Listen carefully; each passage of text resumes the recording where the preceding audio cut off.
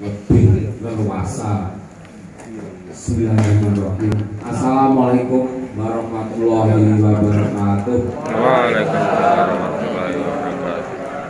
Yang kami hormati Bapak Camat Sawu beserta segenap panitia Musrenbang tingkat Kecamatan Sawu, Bapak Ibu dari Dewan Perwakilan Rakyat yang pada kesempatan pagi ini diwakili Ibu Nelly, Bapak-bapak dari Forkom Binca Kecamatan Sawu yang hormati Bapak Kapolsek mungkin atau yang mewakili Bapak Dan Ramil, mungkin juga yang mewakili Bapak Ibu Kepala Desa se-Kecamatan Sawu yang kami hormati. Ngapunten belum hafal yang Bapak Ibu Kepala Desa Sawu ini. Bapak Ibu dari BPD, tim penggerak PKK se-Kecamatan Sawu yang kami hormati pula. Bapak Ibu dari instansi terkait se-Kecamatan Sawu yang kami hormati pula, dan seluruh hadirin yang berkesempatan hadir di pagi hari ini yang tidak dapat kami sebutkan satu persatu yang sangat kami hormati pula. Puji syukur senantiasa mari kita panjatkan kehadirat Allah Subhanahu wa Ta'ala, yang mana pada kesempatan pagi hari ini kita semuanya mendapatkan nikmat, rahmat, hidayah dan inayah sehingga kita semuanya bisa hadir di acara Musrenbang ini dalam keadaan sehat walafiat, kondisi yang sangat kondusif. Alhamdulillah. Salawat serta salam semoga senantiasa dilimpahkan Allah Subhanahu wa Ta'ala kepada junjungan kita Nabi Muhammad SAW. Bapak Ibu sekalian yang kami hormati, perkenankan kami dari rombongan tim monitoring Kabupaten Ponorogo. Jadi kami dari Bapeda selaku koordinator dan didukung oleh SKPD teknis yang terkait ini nanti sebagai narasumber yang insya Allah bisa panjenengan curhati, panjenengan mintai tolong untuk konsultasi dan seterusnya, karena sebagai mitra panjenengan dan sekaligus SKPD terkait ini adalah eksekutor dari seluruh program kegiatan yang panjenengan usulkan. Yang pertama, kami dari tim monitoring memiliki tugas utama yaitu memastikan dan mengawal jalannya Musrenbang ini agar berjalan sesuai dengan kaidah yang berlaku serta menghasilkan dokumen perencanaan yang efektif. Jadi di awal sudah disampaikan oleh Bapak Camat, tentu kegiatan ini adalah amanah dan didasari oleh dasar hukum yang begitu rigid, baik dari sisi perencanaan maupun dari regulasi pembangunan dan pemerintahan yang ada. Bahwasanya kegiatan Musrenbang ini adalah sebuah proses yang bertingkat, Bapak Ibu.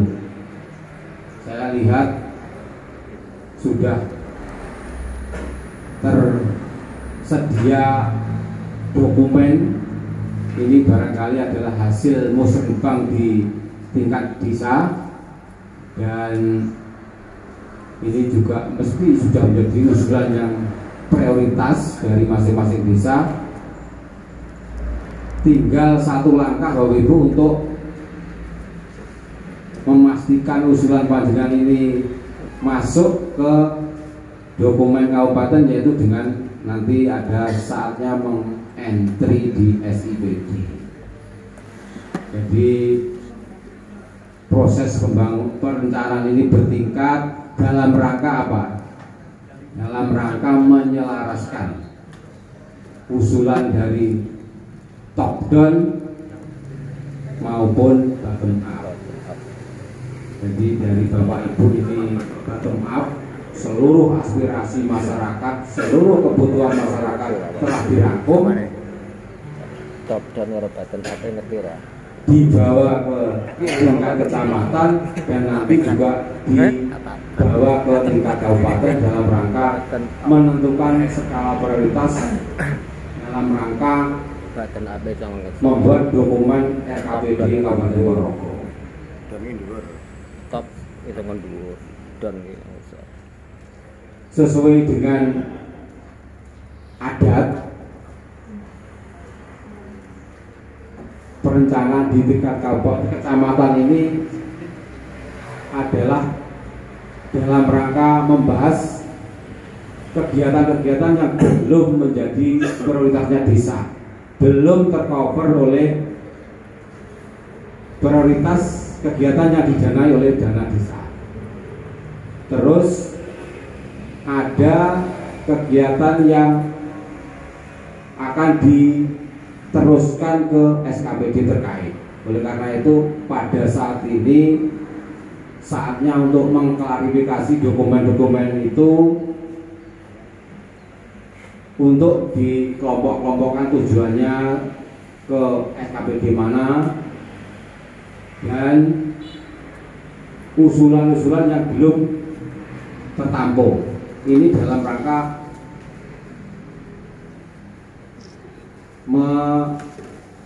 menampung prioritas di tingkat kecamatan. Jadi ada program kegiatan itu menjadi urusannya beberapa desa. Mungkin secara fisik, secara urusan itu menyangkut beberapa desa. Ini adalah menjadi basis wilayahnya kecamatan.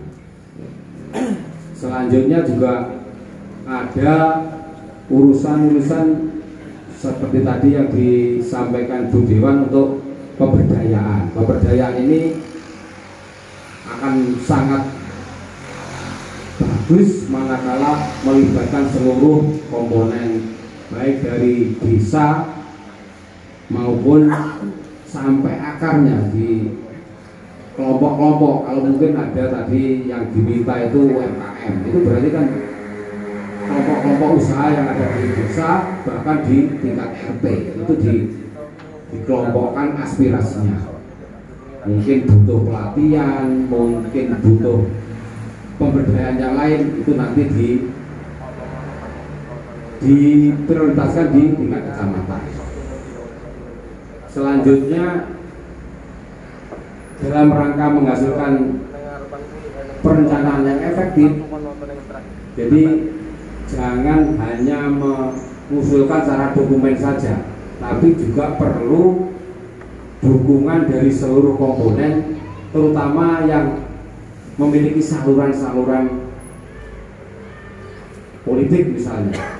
Ini sebagai jaring aspirasi politik, ini perlu banyak-banyak berkomunikasi. Misalkan tadi yang dianjurkan oleh Bu Dewan untuk ya komunikasi dengan seluruh anggota dewan di Dapil 3 itu perlu.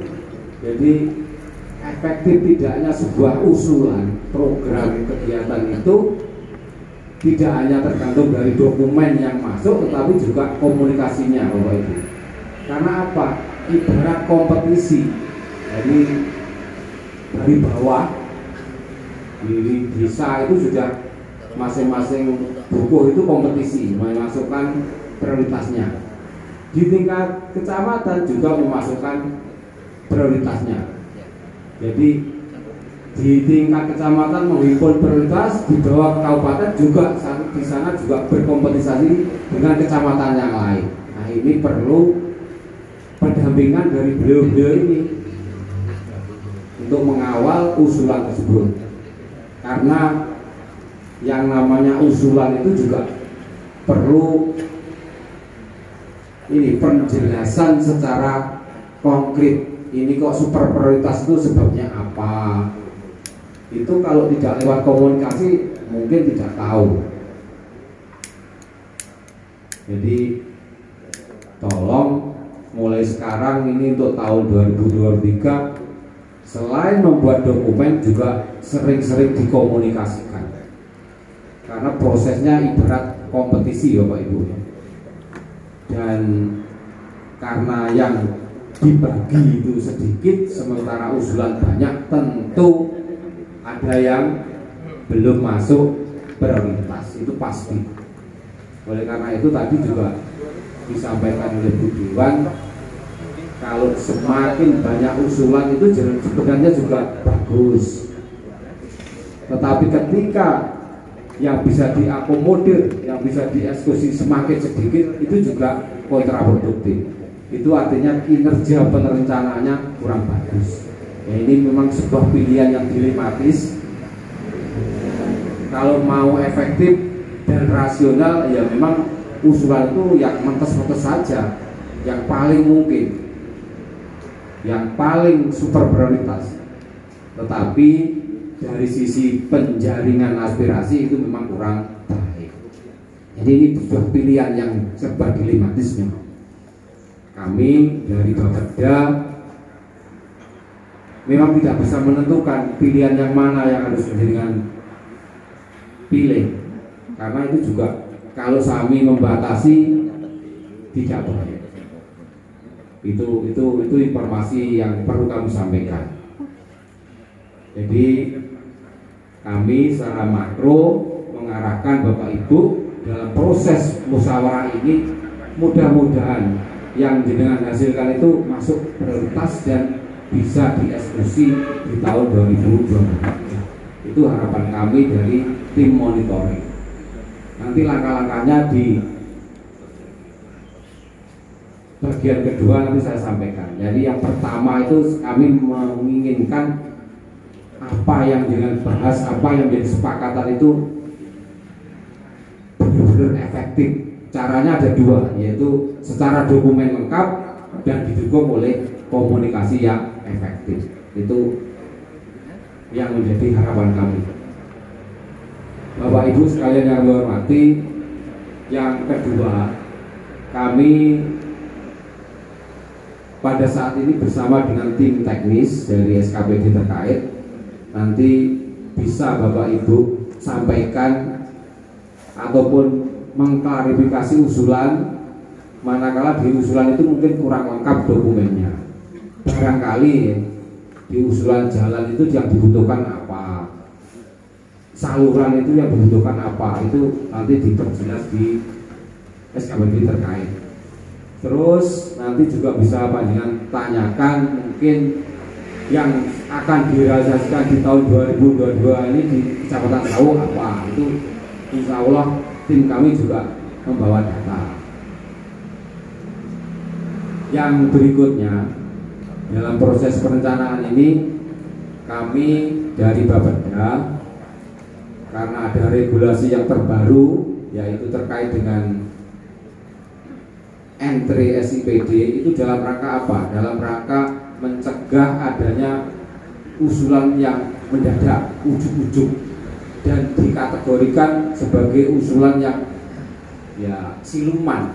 Kalau tiba-tiba ini tidak masuk pembahasan, tidak masuk di renstranya SKPD, tidak masuk di RKPD, tidak masuk pokirnya Pak Dewan, Pak Ujung, ada kegiatan di sana, itu larangan keras Bapak Ibu. Itu adalah sebuah pengawasan yang komprehensif, karena aplikasi SIPD itu bisa diakses oleh semua pihak, baik dari eksekutif, legislatif, dan yudikatif. Itu sebuah pengawasan yang komprehensif. Jadi ini bukan hal yang bisa disepelekan, itu wajib hukumnya. Tentu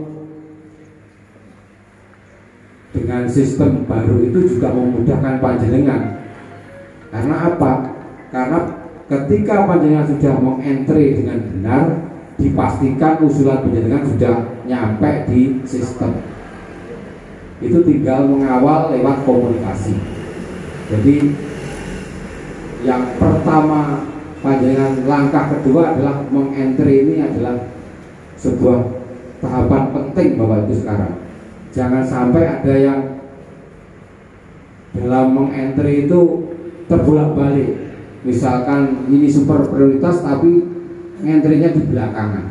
Oleh karena itu saya melihat dokumen ini kan ratusan usulan ya dari Kecamatan Sawu. Ini mohon diklarifikasi dan ditata ulang. Yang super prioritas itu ya di nomor-nomor awal. Karena kalau campur yang prioritas menjadi nomor bawah itu juga tidak efektif nanti. Jadi ini untuk proses entry itu ada di 2 tingkat Bapak. Itu di desa juga mengentry, di kecamatan juga mengentry. Jadi proses entry ini mulai sekarang sudah bisa. Kalaupun ada kendala dari desa belum bisa membuka dan seterusnya, ini kami punya tahapan yaitu untuk didata kesulitannya apa, kendalanya apa, dari masing-masing desa menyampaikan ke kecamatan. Nanti admin kecamatan yang akan diundang ke Bapeda. Insya Allah pada hari ini kalau tidak salah diundang ke Bapeda. Jadi itu seluruh desa jangan sampai ketinggalan menyampaikan apa kendalanya, apa kesulitannya ke admin kecamatan hari ini. Tapi kalaupun hari ini belum sempat, ya bisa menyusul karena proses entry ini masih agak panjang Bapak Ibu. Akan ditutup kira-kira nanti setelah forum SKPD. Jadi kira-kira di akhir Februari. Di akhir Februari itu entry SIPD baru ditutup. Masih cukup waktu lah. Yang penting Bapak Ibu jangan sampai mengalami kesulitan tapi tidak segera mencari solusi. Solusinya kalau desa ke kecamatan, jangan ke Bapeda, karena kami pertimbangkan kami akan sulit melayani kalau semua desa ke Bapeda. Yang kedua, itu juga menjadi tidak efektif bagi Bapak Ibu yang secara geografis jaraknya jauh. Cukup menyampaikan lewat kecamatan. Itu pesan kami. Jadi mulai hari ini insya Allah akan ada semacam bimtek kepada seluruh admin SIPD di tingkat kecamatan. Bapak Ibu yang kami hormati, tentang apa yang menjadi program prioritas kabupaten, tentu Bapak Ibu sudah seringkali dan bahkan sudah dimulai tahun lalu tentang visi misinya Bapak Bupati, terus program-program unggulannya Pak Bupati itu sudah dimulai dari tahun lalu, tahun 2021. Mudah-mudahan itu tidak lupa. Kalaupun lupa itu setiap saat dokumen itu bisa dibuka Bapak Ibu. Yang namanya programnya Pak Bupati, Nawadharma Nyata, misinya Pak Bupati yang 4 itu setiap saat bisa dibuka. Itu yang menjadi cantolan Bapak Ibu ketika merencanakan sebuah program kegiatan. Jadi jangan sampai melenceng dari itu, karena itu juga dikoreksi di tingkat kabupaten. Mana yang mendukung programnya Pak Bupati, mana yang tidak, itu diseleksi di tingkat kabupaten. Jadi harapan kami dari Bapeda, seluruh program kegiatan Bapak Ibu itu diselaraskan dengan program unggulannya Pak Bupati. Jadi ada pertanian hebat, pendidikan hebat, UMKM hebat, pemuda hebat dan seterusnya, itu menjadi pijakan Bapak Ibu untuk menyusun program kegiatan prioritas di tahun 2023. Di tema kegiatan ini yang sebagaimana dibaca oleh Pak Camat tadi, memang masih yang utama itu infrastruktur dasar seperti jalan, irigasi dan seterusnya, itu tetap nomor satu prioritasnya Pak Bupati. Tapi jangan lupa ada pariwisata, UMKM, itu juga sesuatu yang penting, karena program pemberdayaan inilah yang sejatinya bisa menjadi daya ungkit yang besar. Karena kalau infrastruktur itu biayanya besar, tetapi kadang-kadang pemanfaatannya kurang, apalagi pemeliharaannya itu biasanya bisa bangun, pemeliharaannya berat. Oleh karena itu yang non fisik tolong juga digalakkan Bapak Ibu. Kami dari Bapeda itu komplit ya, dari bidang ekonomi, prasarana, dari Sosbud itu sebenarnya sudah merekam program kegiatan Bapak Ibu, sudah terbaca. Di sana itu 90% ya fisik. Kenapa ini masih terjadi? Ya memang proses pembangunan itu tidak akan pernah berhenti. Tetapi kalau Bapak Ibu mencermati apa yang menjadi tujuan dari pendiri bangsa ini, membangun jiwa, itu diutamakan Bapak Ibu. Jadi kami melihat pendidikan, apalagi IPM, Indeks Pembangunan Manusia di Ponorogo ini juga kurang bagus. Itu sangat dipengaruhi apa? Pendidikan, ekonomi, itu sangat berperan. Jadi jangan hanya yang dipikirkan fisik melulu. Ini yang menjadi catatan kami penting. Misalkan tadi